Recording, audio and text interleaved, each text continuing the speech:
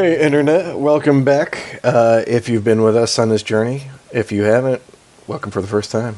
This is Kent and Chris in Kenter at Your Own Risk, episode number 13, in which we discuss a quatrain of movies that we picked for each other to watch and review over the last month and a half. Kent, I hope you're still doing good. I am.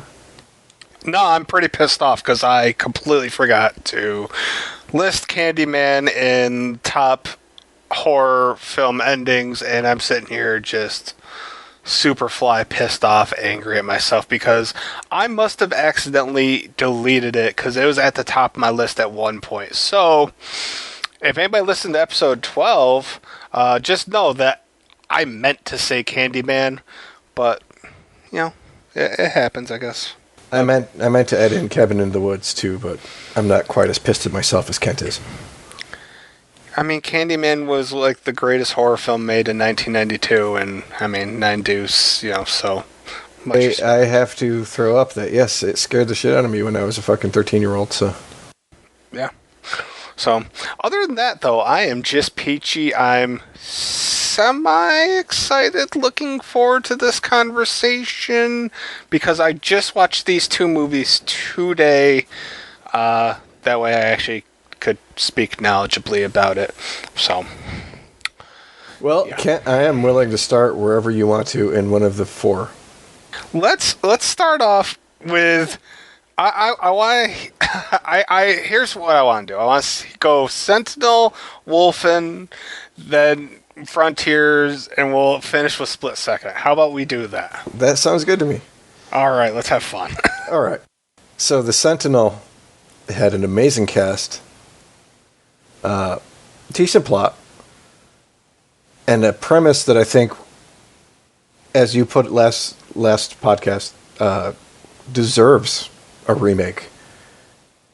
And then, for some reason, in the execution, it just seemed like everything fell apart. You said it was slow, which I don't necessarily have a problem with, because I think a lot of slow burns actually work out really well in horror. Like, I would say Hereditary was a slow burn through most of it. The Witch had a lot of slow sections, but I think they both ended up succeeding very well. Another part of my problem with the Sentinel is just how dated it is. You know, there are older horror movies that can exist independent of the year or even the decade that they're in, and that one was not one of them. I mean, the film stock that they used was so typical of that era. The way the montages worked, the music, the piano overtones when they attempted to do something scary. Although, like, for me, there just weren't very many scary sequences up until you get to the end, but it was almost too little too late. Yeah, I wouldn't even say that there was much of anything. I did find the oddness of Beverly D'Angelo and the masturbation scene. Yeah, that like, it wasn't scary. At least you gave me that. Oh, yeah, card. Yeah, I did. I mean, and she looked amazing back then. So, yeah. It reminded, like, I don't know if you necessarily got that, but I had a lot of like feelings of like something from like Fellini as I was watching this, almost like an Italian or French attitude had come over, but an American had tried to throw them into his movie. I mean, obviously I thought about that ahead of time, Chris. That's why I gave you a French film as the other one. Obviously, that was my intention. Yeah, no, I was curious because I've never had a conversation with anybody about the Sentinel. Like, because nobody I know has seen it, and it's a unique movie. It's very unique, and it has people that at least you know. Like, I thought Burgess Meredith was fucking great. A ton of people. Yeah. I mean, Jeff Goldblum, Christopher Walken, Burgess Meredith, Beverly D'Angelo, Chris Sarandon, Jose Ferrer. I was just looking at the cast. I'm like, holy shit, this fucking cast is stacked. And then it was just like super flat. My problem was probably that it could be summarized as this: there was so much potential in the movie that it did not attain. No, it was impossible. Like, when I looked at the cast and then I watched, I was like, I had such high expectations, but the reality is Walken was young, Beverly was young, and like the plot was just a little too slow. And on the other hand, though, you sit there and you think, if they modernize it and they kind of go bang, bang, bang and go just a little bit creepier with its reach, that could have a lot of potential. To tie into some of what we talked about in last episode, episode 12, I really think if they did something similar to like the Devil's Advocate treatment for this, it could work. Not necessarily, turning it into the same movie, but that kind of where you don't need to, like, a lot of people, if they modernize it now, would just throw action scenes or fucking some stupid shit in there. But if you just made it, flow a little better, added, like you said, some tension, some creepy scenes that were not there in this, it would have worked. Although seeing her dad naked was pretty fucking scary. Yeah, it was. And the idea is there. It's the first, gosh, would you say the first half hour or so just drags? It wanted to be a character building section without actually building any characters. Agreed.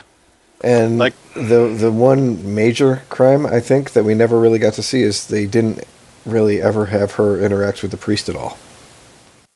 That's a very good point.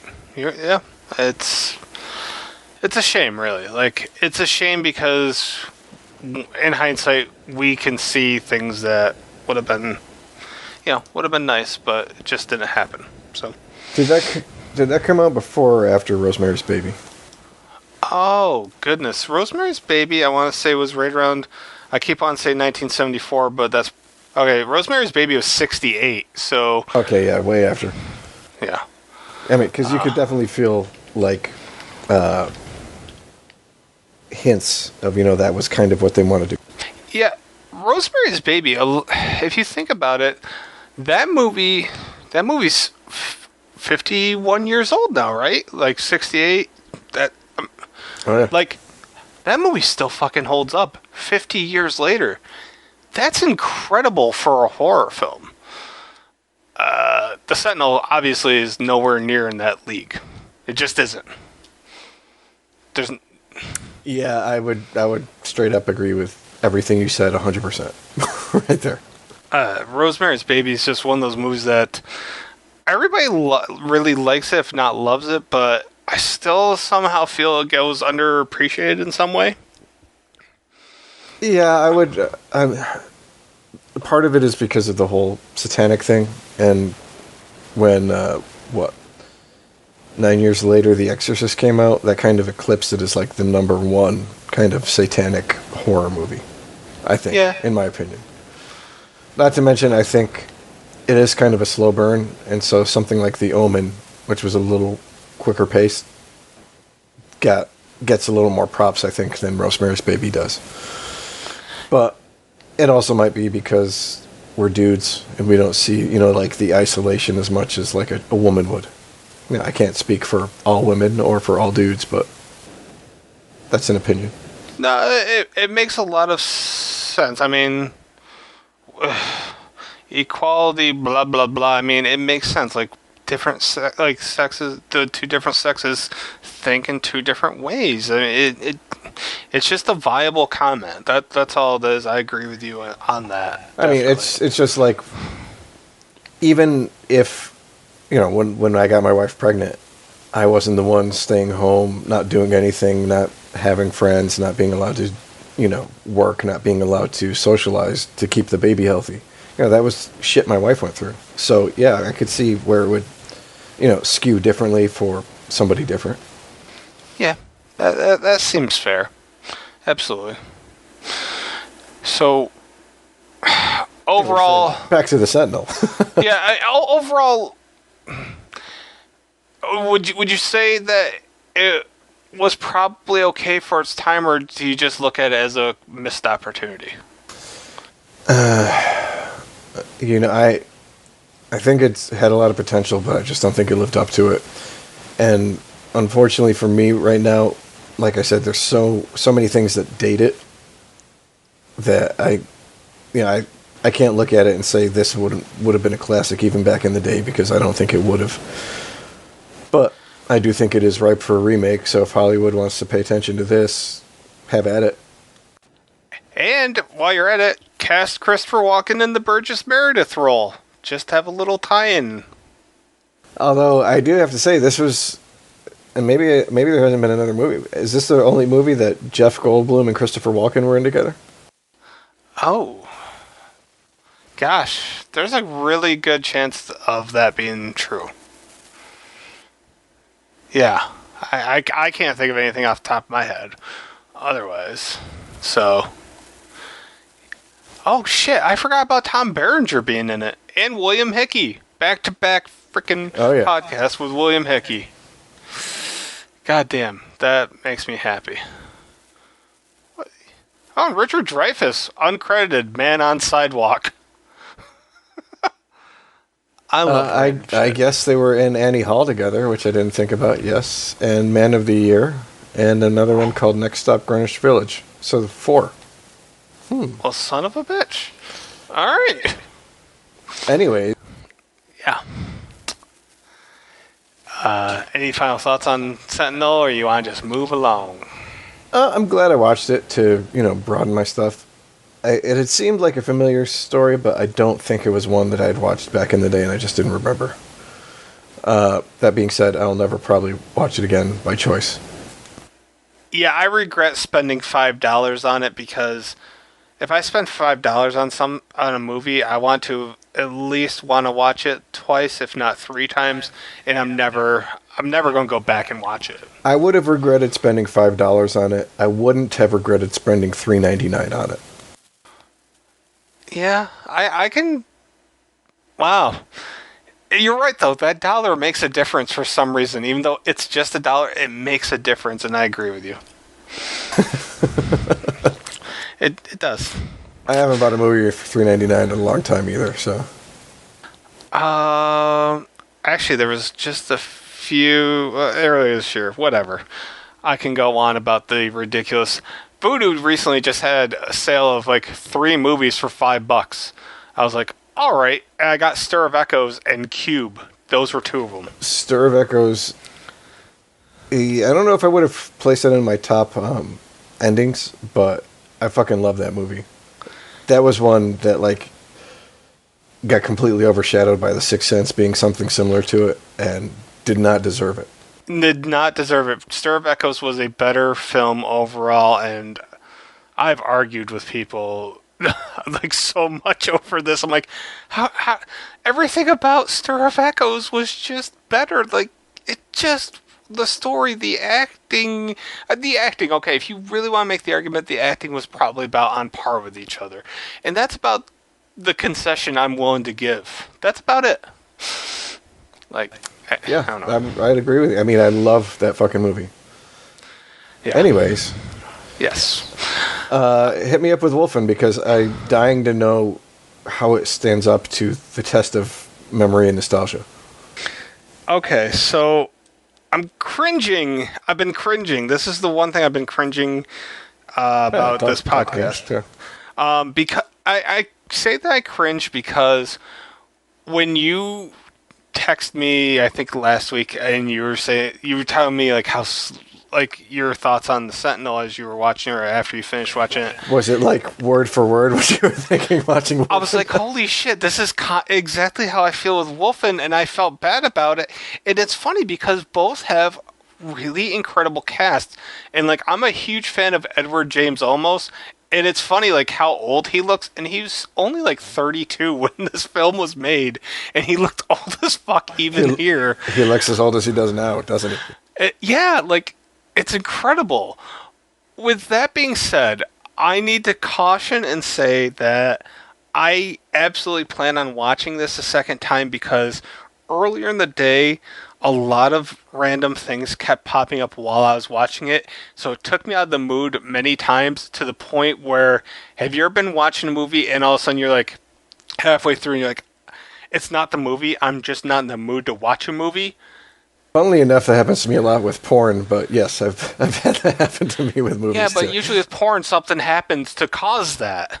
But with that being said, like that's where I was at, and I was like, I feel bad because it wasn't like it was I mean bad. it's been a long time, and again, it hit the list of things that would be worthy of a remake, but like I didn't remember, you know, I want to say the last time I probably saw it was like 1988 or 89. So yeah, it could have been completely nostalgia, coloring any kind of memory I had of the fucking movie. So Well, Albert Finney was awesome in this, as was Gregory Hines. I really liked Gregory Hines. Didn't get a ton of Reginald Val Johnson, better known as Carl Winslow from Family Matters. Tom Noonan, I'm a huge fan of him ever since Monster Squad. It was like, it had a really solid freaking cast. And I didn't know that Albert Finney died just this year. Made me sad. I was a huge fan of him in Big Fish. With all that being said, like the plot was there. It was a really good take on the werewolf idea. I think Edward James almost was the star performer in this. And like the opening was pretty good. Like with the I don't know if they were well to do or what, the Vanderveer couple, her doing some cocaine, that was solid. There was enough there to like. It was more my mood and all the things. Dude, it took me almost 4 hours to watch an hour and 45-minute movie.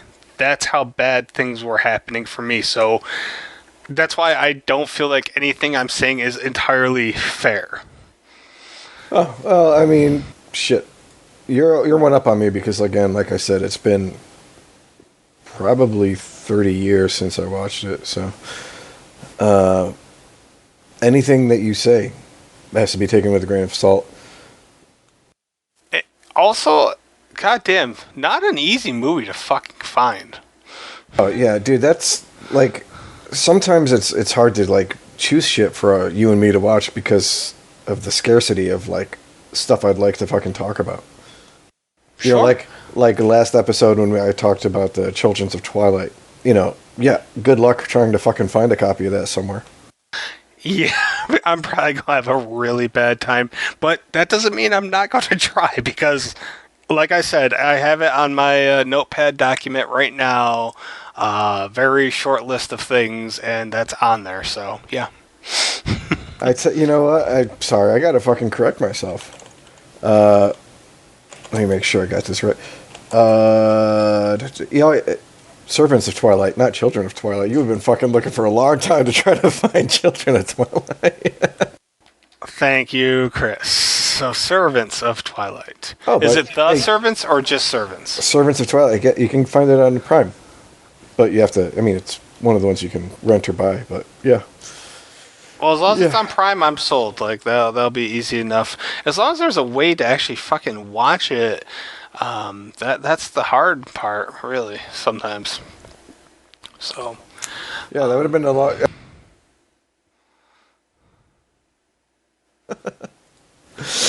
yeah.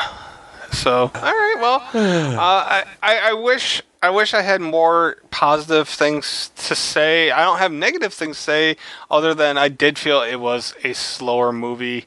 The editing could have trimmed about 15 minutes. How bad was the special effects in regards to like the wolf vision? Wolf Vision wasn't bad. I was taken aback by how nude Edward James almost was for a while. But actually, the special effects, while cheesy, I felt completely at home with because I'm such a fan of like that era of horror that it's. We've seen worse in the 90s. We've seen far worse shit, in the 90s as far as special effects. So this wasn't, I don't know. It didn't bother me. I actually thought it added to it, if I'm being honest. That's a discussion for another day. But how the evolution of special effects has actually changed how we view horror movies. Oh, absolutely. But okay, I don't really have anything to add. But All right. Frontiers, yeah. Now, question: do you think it's Frontier or Frontiers? Like, what's up with the parentheses S? What I would have to say, what is the actual French title? Do they have the apostrophe or the parentheses in the French title? I believe so. I will look that up while you're talking, though. So yeah, wow, this was fucking brutal, completely. Very different film than the Sentinel. Oh, definitely, definitely. It was a completely different genre, if I want to be completely honest. I didn't I didn't love it. I didn't hate it. I liked it, but I guess my biggest problem with the movie was like I found it hard to have anybody to root for because all of the characters were just completely repulsive and fucking disgusting. Like the victims were such fucking assholes. You almost wanted to cheer when they died, and yet like the people killing them, it wasn't like you could almost sort of root for them like you could with like Devil's Rejects. It's like these guys were fucking Nazi cannibals. I mean, like, what the fuck was going on there? Would you at least say? All right, I would like to know what's your opinion on the girl that decided to stay with her children.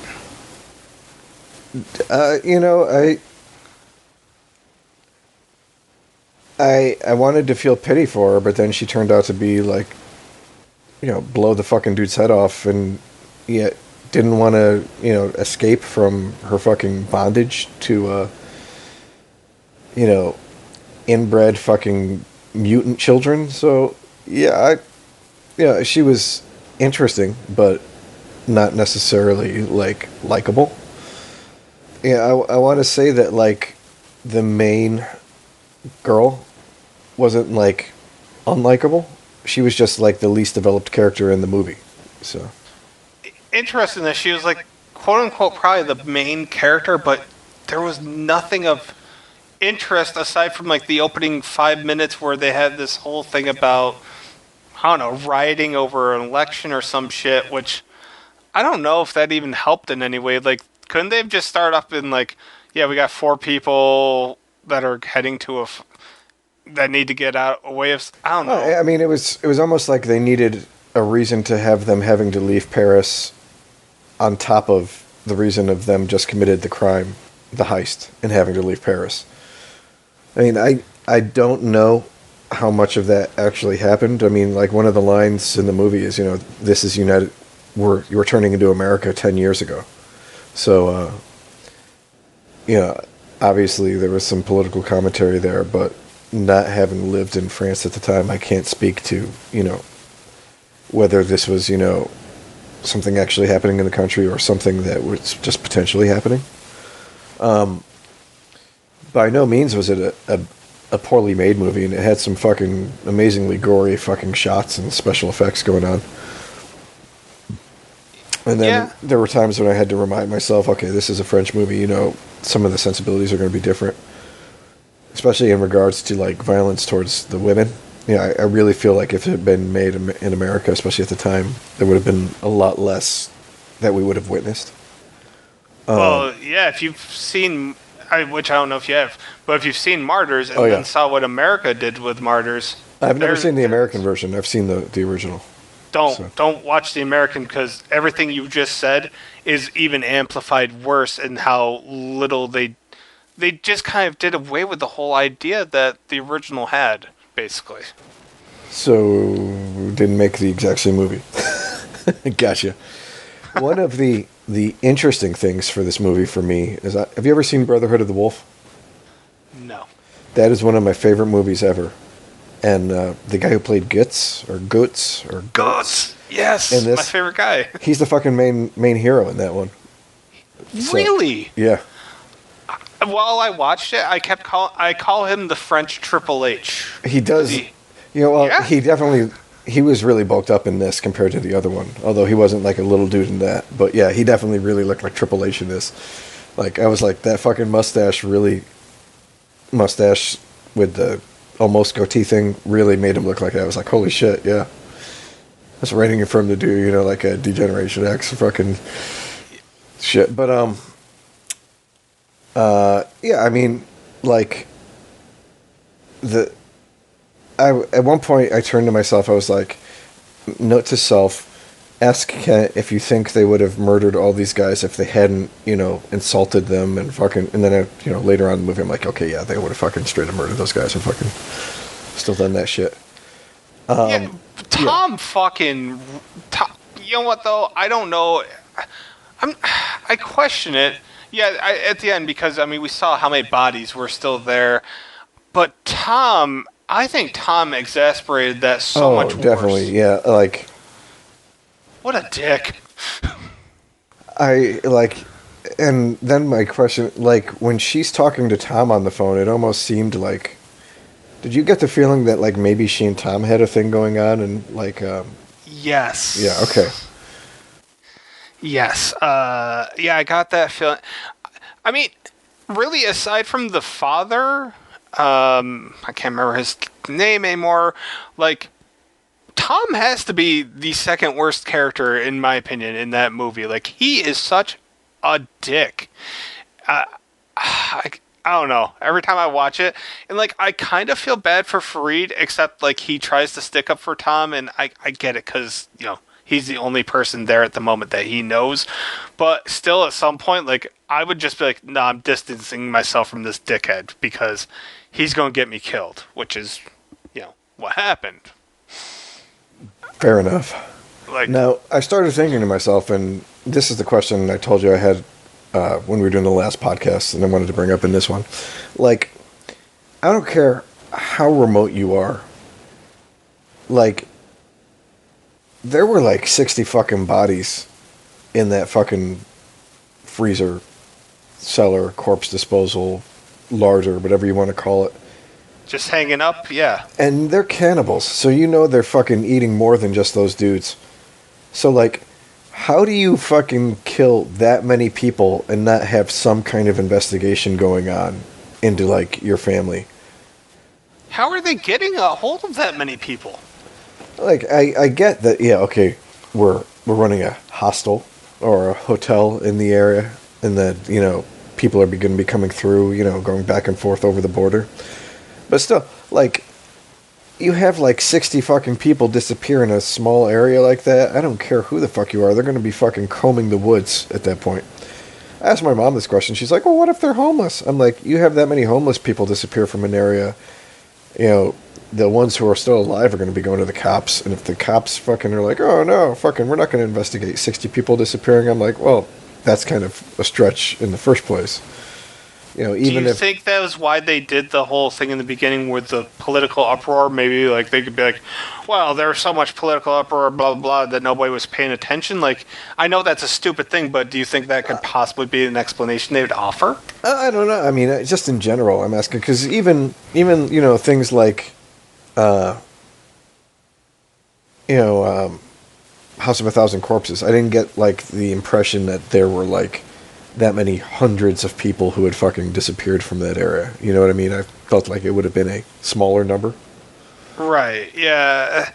Sometimes shit like this, there was a ton to fucking nitpick. And I don't even consider this nitpicking. This is a straight up legit, like, question concern because it doesn't make sense. I mean, it was just curious. It didn't take me out of the movie until afterwards. But I mean, if we look at that and about the political strife, then it almost felt to me like when she leaves at the end, she rolls down the road like a mile, and there's the fucking cops set up in a fucking roadblock waiting for her because she fucking robbed a bank.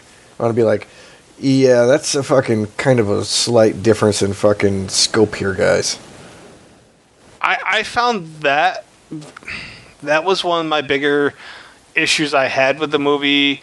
Hell, I'm pretty sure when I wrote the blog, I kind of complained about the fact that the cops were just setting up a roadblock over that. Like, if I recall correctly, they didn't even steal, like, I mean, they stole a chunk of money, but it wasn't like it's like heist of the century. Yeah, it's like 150,000 or something, they said.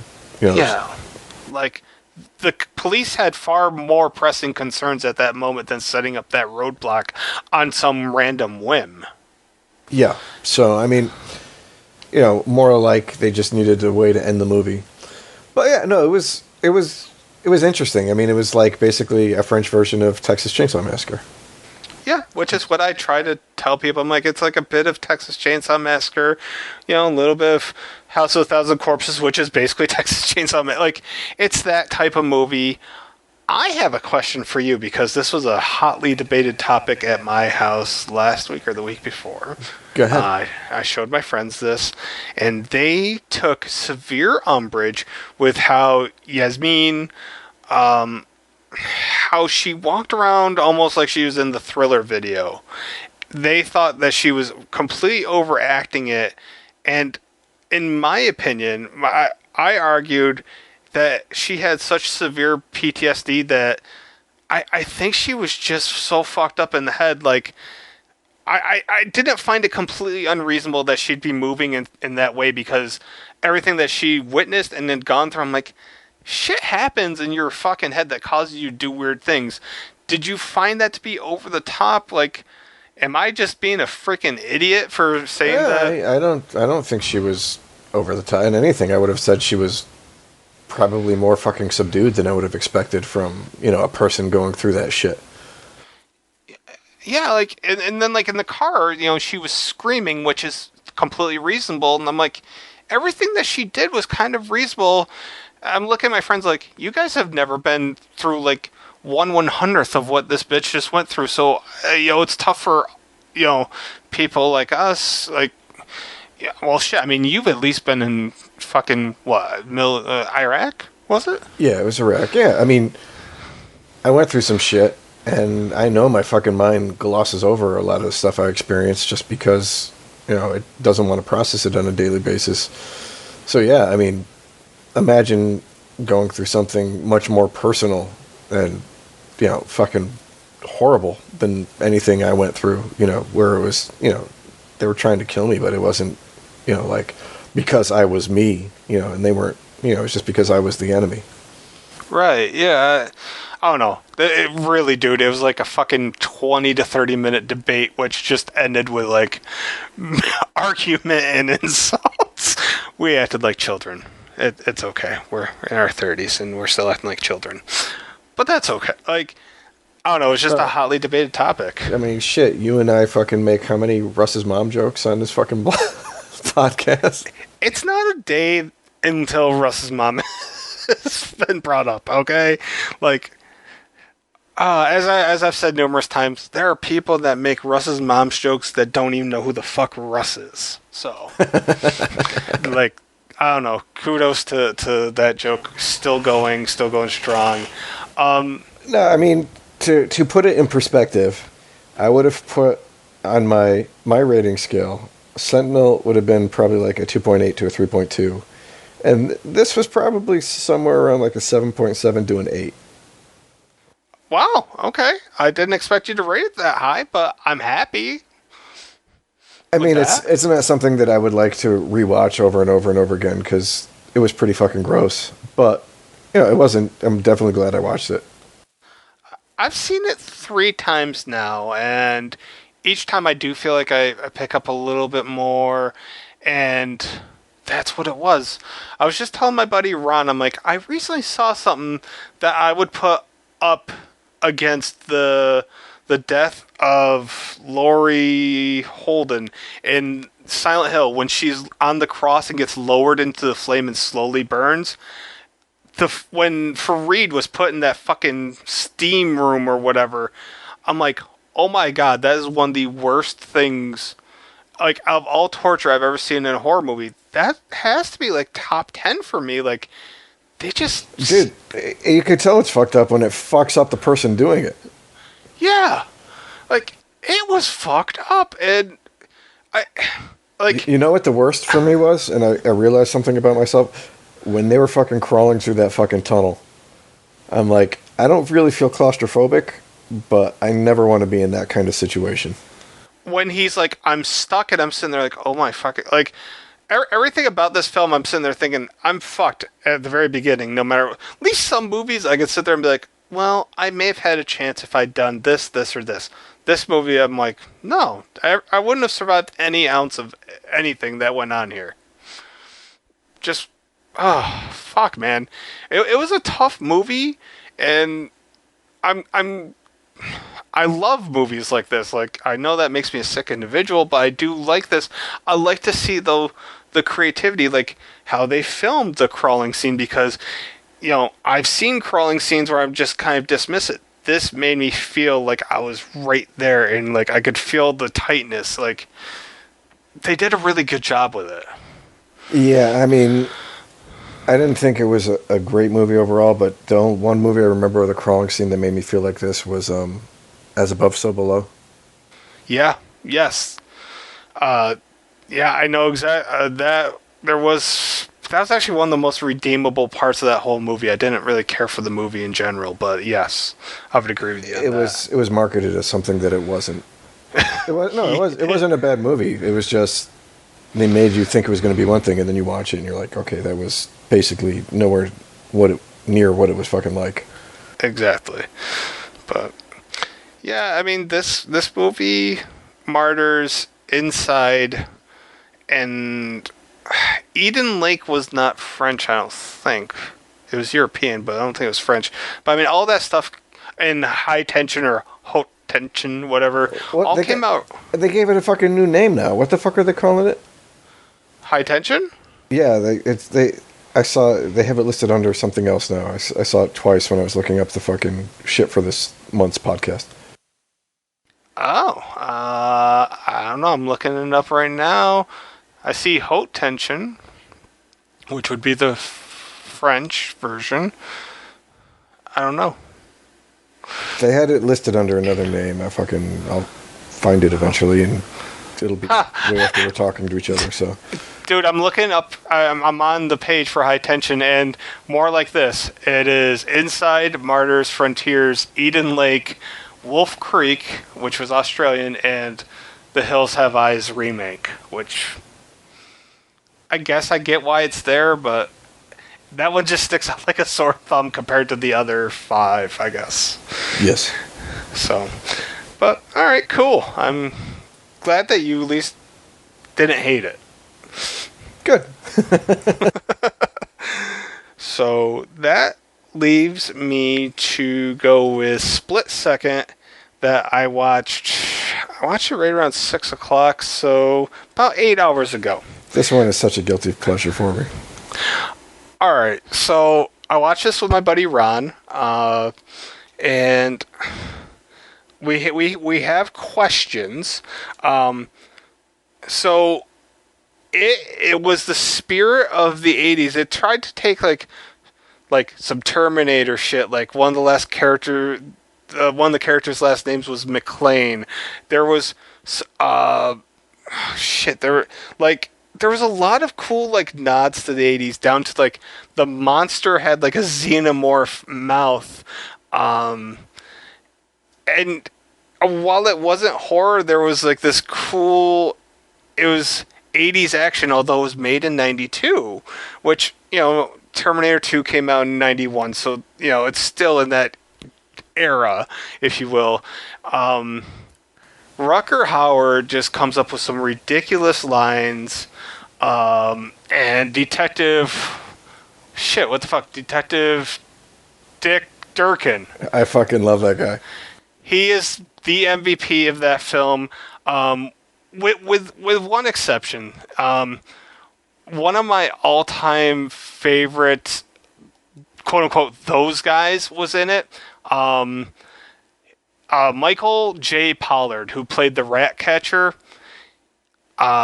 He always has like a little bit of a high-pitched voice. He was only in the film for, 5 minutes?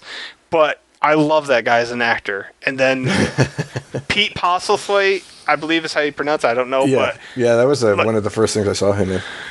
Yeah, he's, unmistakable. There was just a lot of cool people in it that, you could get behind if you know the era. I did not like Kim Cattrall at all, but I never do. Like, I've never liked her in anything, so it wasn't a surprise. I mean, she even showed her tits, and I was still like, nah. So I just don't like Kim Cattrall. but she wasn't. I mean, she didn't hurt the movie by any means. Yeah, I really feel that she was just kind of like like it could have been played by any one of a number of '90s actresses, and it still would have been. I mean, Nothing that's added been to it, Hollywood taken for away. how Yeah. long? Basically, like, I mean, I hate to say it, but I mean, realistically, how many, like, most female roles are so poorly written they could be played by 30 different women. It's just poor writing because women a lot of times are just there to be the chicks. So whatever. It is what it is. She did what she was there to do. Is the way I look at it. I want to start this off though with a question for you. Why the fuck's it called Split Second? I have no clue, dude. There's a lot of really good questions about this movie because it seems like going through it, there are some plots that are started that are just dropped, or some things that make sense in one way and don't make sense in another scene. But overall, I liked the aesthetic. I liked the movie. I thought there were some fucking really cool things going on. But yeah, like I have no idea. Split. Oh, you know what? I remember reading somewhere along, like they had like a working name for it, and it didn't work out. So Split Second was like a last minute decision. Sounds almost like a split second decision. Jesus.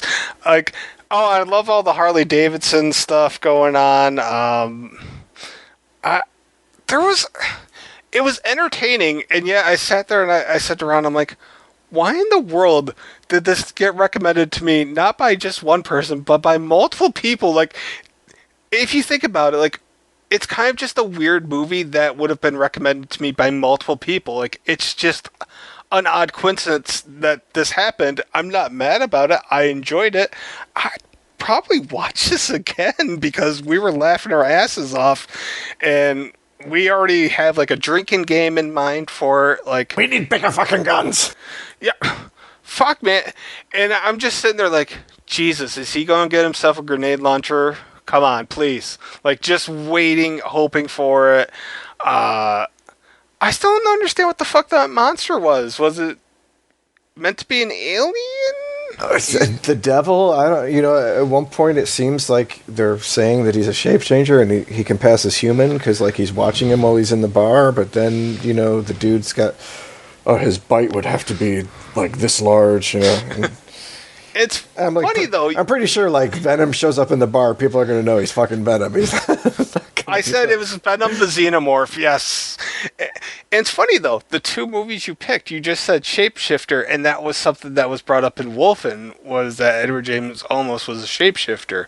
So I was like, well, there, I could tie those two movies together. I found the title. Sorry to interrupt.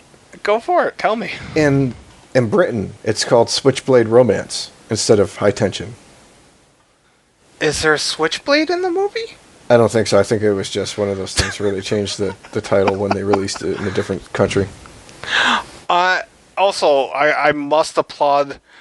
There was two things that really cracked me up about like the whole flooding thing. Was that obviously like on some of the busier city streets that they filmed on, there was no flooding whatsoever. The road was slightly wet, but like anything that they could close off and flood with some sandbags or whatever, they clearly did. And I was like, well, I'm not nitpicking. I just found that funny. And then like at the end, they keep talking about the fucking water table, and I just took a drink every time they said water table because it was cracking me up.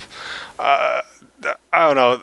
And we were trying to figure out like the whole deal with the chocolates early on, like because the chocolates were stuck on the fridge. And we're like, what the fuck's going on with this? And like his obsession with chocolates and coffee. There's just so many silly nuances to it that you can't sit there and watch it and be like, I had a bad time. I hated it. Like, it was like one of the last movies. I heard a critic say this, where like they let Rutger Hauer just fucking do Rutger Hauer things, and he fucking ran with it. Yeah, I would agree with that. And like, this is a movie that cannot be remade. Like, right? Like, it can't be remade. I don't know how they would do it. Like, they would have to jettison so much to add in different stuff that it The only way they would be able to remake it would be if they clarified a whole bunch of shit, and in the same way, I think they would try to make it more serious and end up losing a lot of the comedy that makes part of it work. Right, yeah, they would try to offer answers to all my questions, which I don't need. I mean, I'm fine asking the questions. I don't need the answers because at the end of the movie, I'm still sitting there smiling and having a good time. Like even the music, especially in the beginning, was very Terminator-esque at times, right? Oh yeah, and not to mention that like I love Knights in White Satin, and like the use of that as like the melancholy / emotional theme really worked for me on a level, in that. Yeah. It was just I'm definitely of the mindset that I'm waiting for it to show up on like Vudu on sale for $5 because I'll buy it. That's where I'm at. I'm not upset that I watched it. I regret that I put off watching it for this long, but yeah, I liked it. I had a good time. I was so worried after Wolfen. I'm like, oh my god, I can't handle another movie that just I can't get through. And this one had zero problem getting through. So Sweet. yeah. Now, before we reveal what the movies are for the next podcast, I want to just briefly touch on a few movies that I recently watched and just like I don't know. I feel it's nice that we do watch movies other than things that were assigned, quote unquote, and like I don't know, like with my mom being in the hospital, I just kind of finally got back into watching some movies, and I wasn't sure if you'd seen any of the ones that I just recently watched. So I'm just throwing a few names out there. I'm curious if you've seen or heard anything about these. We talked about Escape Room in the previous podcast. You haven't seen it yet. I'm encouraging it. Pet Cemetery. That's on my list to watch, but no, I haven't seen it yet. I do want to talk about Pet Cemetery next podcast. That'd be a good topic for us. All right, I'll hit that one up. I'm positive that you did not watch Midget Zombie Takeover on Amazon. You would be correct. But my goodness, I got about 15 minutes through, and I was like, I'm gonna watch this some other time when I need a pick me up because it is bottom of the barrel bad and amazing at the same time. So yeah, but here are 3 movies though. There's 3 other movies. Braid. Have you heard anything about Braid? I have not. No. It's on Amazon Prime right now for people with Amazon Prime. It's free to watch. And judging by the trailer, if you have the time, I would recommend watching the trailer, like on YouTube or whatever, for the movie, and let that determine if it's something that you want to see. But I think the trailer might lead you to be intrigued enough to want to watch it. And I don't want to say much about it other than it's like a movie about 3 women that have 3 rules while playing this game, and it kind of plays out in a very unique way. It's only like 84 minutes long. It's a short movie. It's another movie I'd love to get your opinion on sometime this year if you ever get around to watching it, basically. Sure, because actually I'm a big Scott Cohen fan, so. Okay. That's so funny because as I was watching, I'm like, well, what the fuck guy is going to be Scott Cohen? And I'm like, is it this guy? Is it this guy? By the time I finally got to the third man in the movie, it was Scott Cohen. So, next up, a movie called Mayhem. Have you heard of this? Possibly. Yes, I have heard of it. I have not seen it yet, but I remember. Didn't it come out right around the same time the Belko Experiment did? I think so, and it's better than they were comparing Belko. it to each other. Yeah. Belko Experiment really wasn't that good. Even though it had fucking Michael Rooker, who I'm a huge fan of, had such a small role, it didn't matter. This was headlined by Steven Yeun of Walking Dead fame. He was Glenn, and it has Hugo Weaving's niece. I can't remember her Was first she, name. was she in that one? Oh yeah, the babysitter, the one on where they're Yeah. going to sacrifice the kid. Yeah. I thought her name's Samara Weaving. I thought she was really fucking good in this. I loved her character. I loved how they wrote her character. Because too often I criticize how they write women characters. So on the rare time that they do a really fucking good job, I really want to give credit. Like, they did really good with her. This had, it's action, comedy, horror per IMDb. There's a lot to really like in this. And for me, like, there was a lot of interesting tidbits. For instance, there's a man in the movie that walks with like a weird, not like a limp, but like how Verbal Kint does in Usual Suspects. So I'm like, oh, okay, he's kind of like Kevin Spacey. And then his character's name is Lester, which is Kevin Spacey's character's name in American Beauty. I'm like, that couldn't have been coincidental. Like, there's a bunch of little odd things that, as a movie fan, you may pick up on, I guess. It's on my Vudu. If you have any interest at any point, I would recommend it. I had a lot of fun with it. It was another short movie, 86 minutes. Lots of cocaine, too. So, that's that. And finally, a movie that I'm positive that you have seen, but I just watched it again last night because I needed a $3 Vudu credit. Falling Down with Michael Douglas. You've seen this?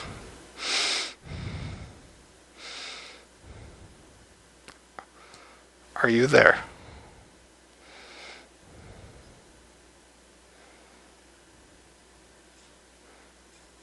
Chris?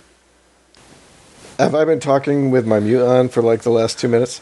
Oh, God, we're probably been overlapping each other, perhaps, but yeah, I haven't heard you in a while, so I just kind of kept yammering until I heard. Oh, good, because I've been out in my IMDb looking at shit, talking to you. Yep. Yep.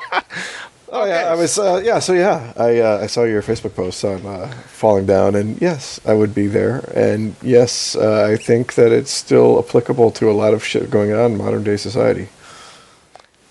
Yeah, I already have the blog set up. If you would at all be interested, Yeah, it's in the horror I was film saying blog. to myself, I guess, that I need to rewatch it to be able to participate. But yes, I have seen it, and yes, I would be interested in performing that with you. It's on Vudu for free. You just gotta watch the ads, which I don't Okay, know if you ever so you heard me talking about Mayhem, did you? I don't know, did you? No, not at all. Oh, yes, I I was- thought you were just completely uninterested in what I was saying, so I moved Oh, on. so I was asking. I mean, the last thing I remember asking was, well, you did respond to my Belko experiment thing, and then I think you responded to the fact that I said that Samara Weaving was in The Babysitter. Yes, that was probably about the last thing I heard from Okay, you. so that might have been actually the last thing I said because. So, anyways, moving on. Yes. Fantastic. Yeah, Falling Down. If anybody hasn't ever seen it, it was made in, I don't even know, late or early 90s, I think. Michael Douglas is one of his best performances, in my opinion. It's my favorite performance of his. And it's just it was an important movie then, and I feel like watching it now, I feel it's like still an important film in some capacity. Without like, I'm not trying to get preachy or anything. I just think it's an important movie. I would agree. I mean, I saw what you said, and I don't think it needs to be remade. I think it still stands, and I think a lot of it just relates to anybody. I think anybody could see themselves in that situation where life just fucks you to the point where you want to fucking fight back. Yeah, and spoiler alert for anybody who hasn't seen it, but I mean, it's very deep into the movie before you're like, you almost start like distancing yourself from the William character because the first hour plus, like, at least in my head, I'm like, God, I'd love to live out what he just did because he's finally standing up for not necessarily the law, but like what's like socially right, that the wrongs or whatever. It was just I don't know, an empowering movie in some weird way. And Robert Duvall was like the perfect, like, I don't want to say antithesis because their characters are kind of parallel in some ways, but Robert Duvall was really great too in that. Yeah, it was just a really good movie. I mean, there's there's been a lot of things that like I want to stab Joel Schumacher for, like fucking up the Batman franchise, but that wasn't one of them. Speaking of which, I just bought Batman Return. Those four. I regret that I actually paid money for the fourth ones. But anyways, I bought them on digital, so I now own them. Mainly for the... Actually, I even liked the... I liked Batman Yeah, Forever. Batman Forever was decent, but you could see like seeing where he went with Batman and Robin. You can see where the shit started going Yep, the in Batman cracks were Forever. Yeah. forming there. Absolutely. So here's a question I had for you. Okay. Sorry to derail and interrupt, but did you ever see or do you remember Jacob's Ladder? I have never seen it and it's probably been on my to-do list for about 20 plus years.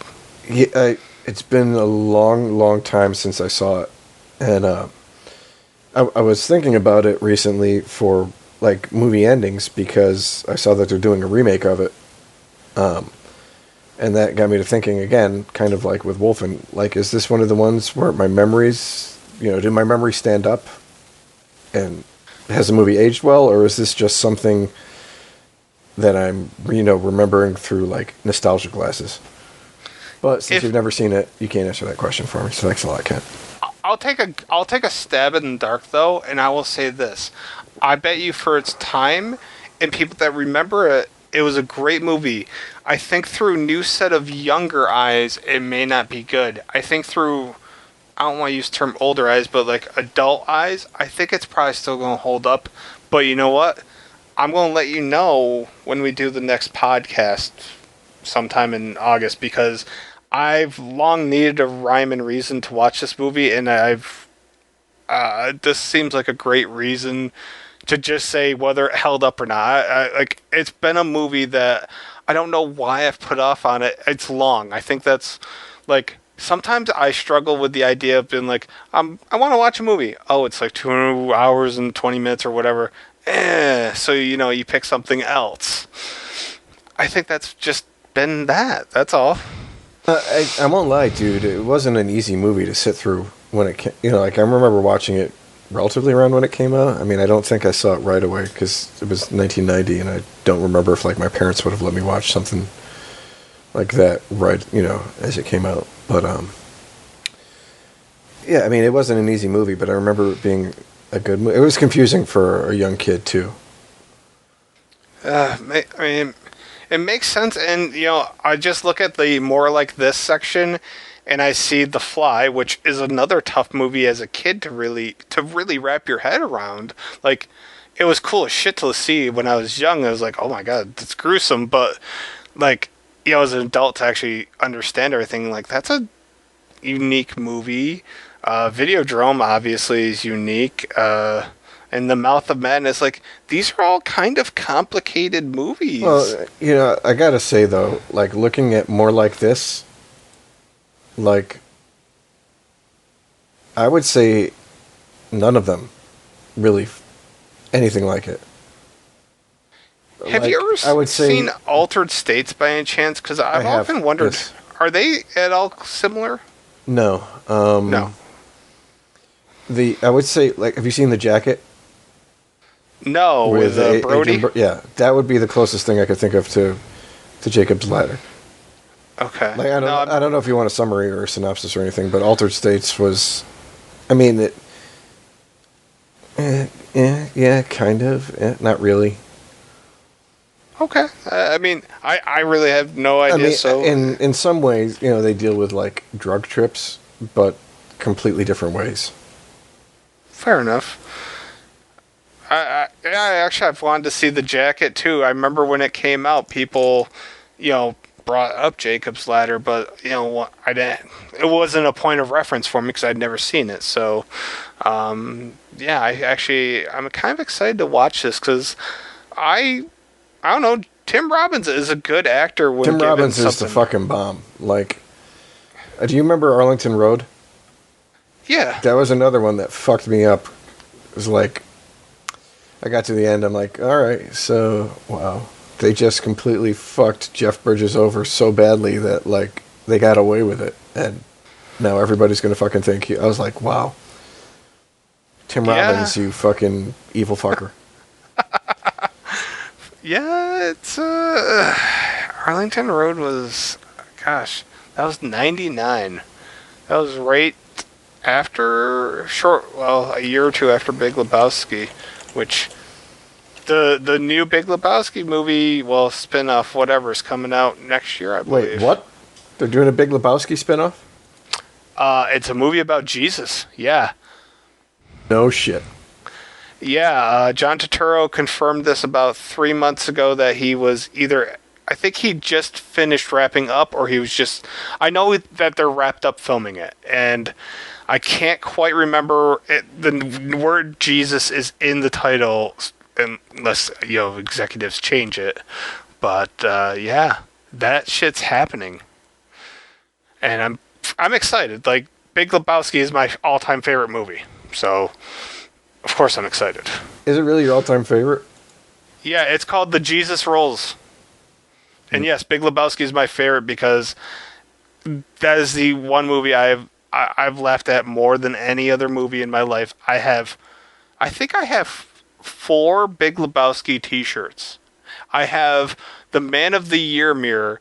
In front of my TV, I have a pinky toe with green nail polish.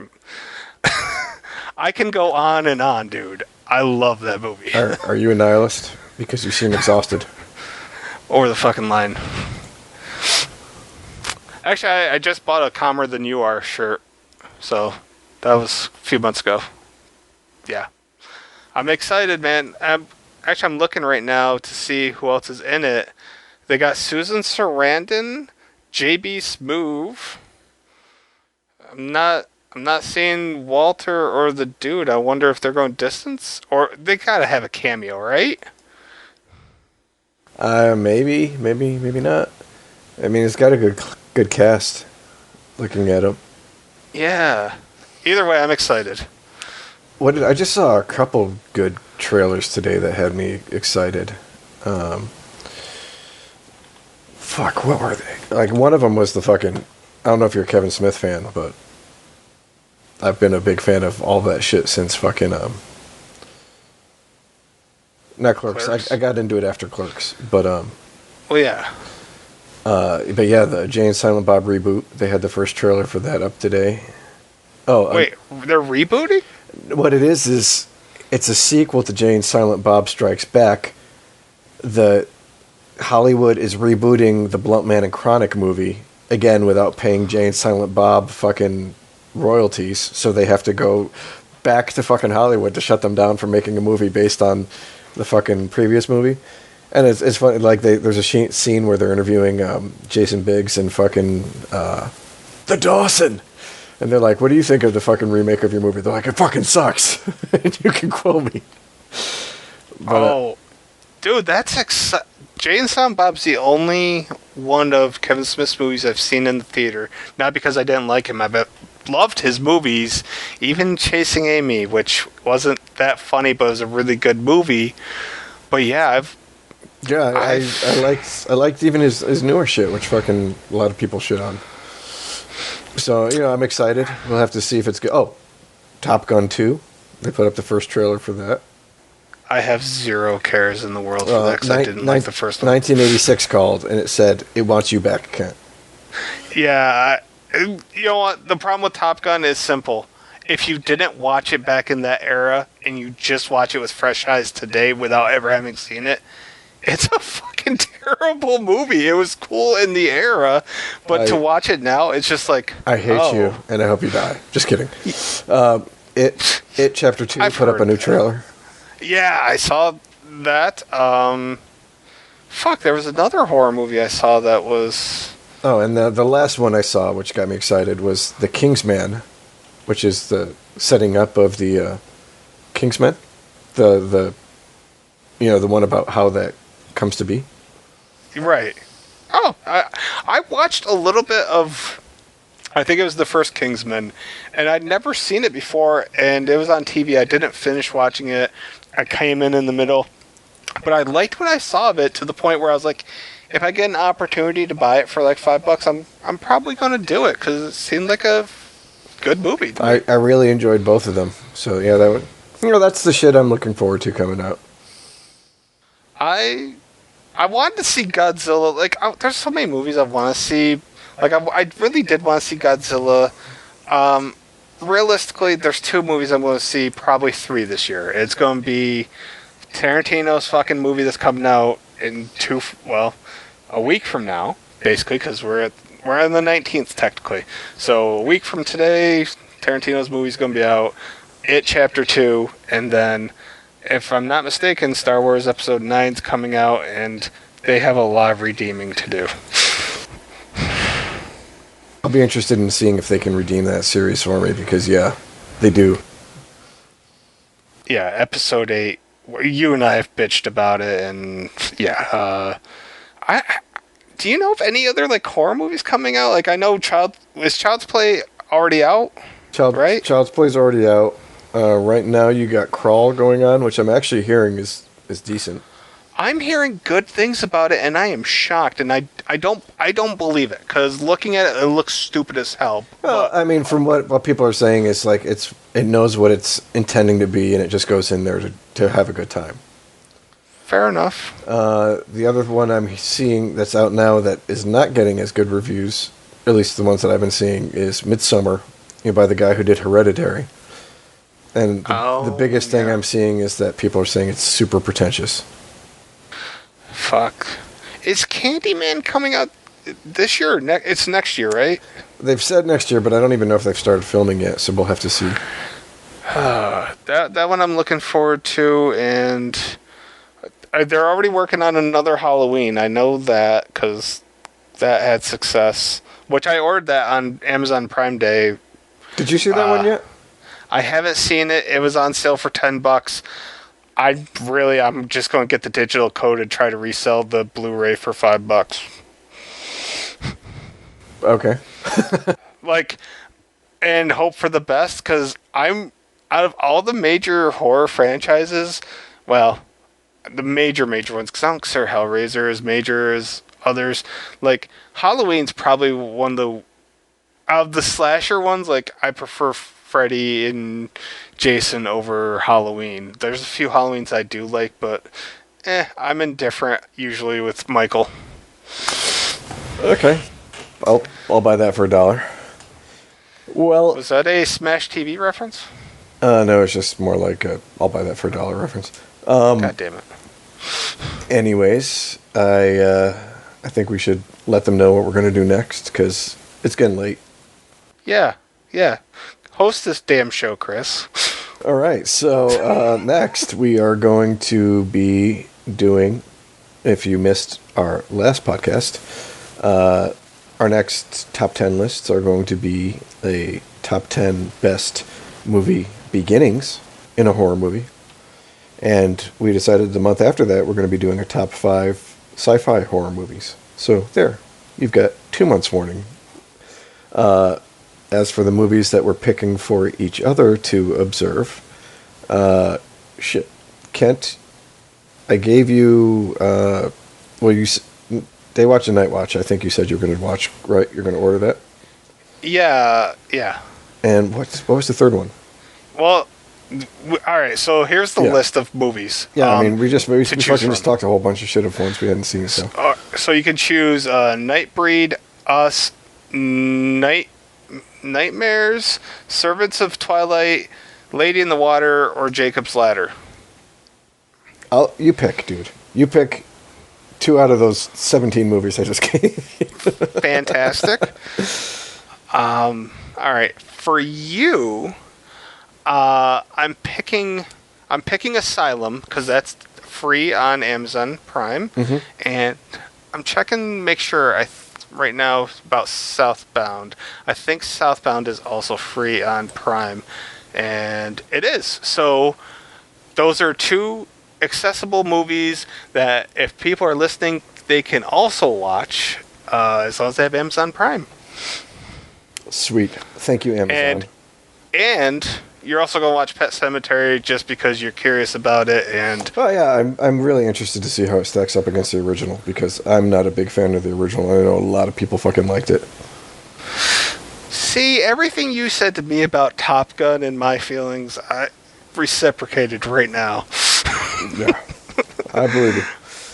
Probably Did they come out the because same year? I saw Pet Cemetery 2 before I saw Pet Cemetery 1. God. How did a movie with fucking Edward Furlong and Clancy Brown suck so bad? I don't know, when he's like, this is the police, come out with your hands up. I fucking liked it. I'm not gonna lie. It fucking works for me. Fair enough. The fact that you had the zombie sheriff dad banging the mom too, I mean, that was, I don't know. That's maybe a little kink of mine. I haven't figured it out yet, but. Hey man, I watched Midget Zombies, so it happens. Midget zombie porn or just midget zombies? Just Midget Zombies. I don't think I've seen a Midget Zombie porn, but I will say this, and god damn it, we need to really end on this. But I just recently discovered that there is a whole subgenre of horror porn. There's like a website that specializes in this shit, and it's really weird. Naturally, I watched it because, I mean, who else is going to watch it? I'm the person that's going to watch it. And I found it interesting, if not entirely horribly written, but it's interesting, to say the least. Anyways. I just raised the bar. Or lowered it. Yeah. Anyways, on that note, and I hope you can all sleep after listening to that. Good night, Internet. Have a good one, and we'll see you again next month. Yeah, don't look up horror porn, internet. Just don't.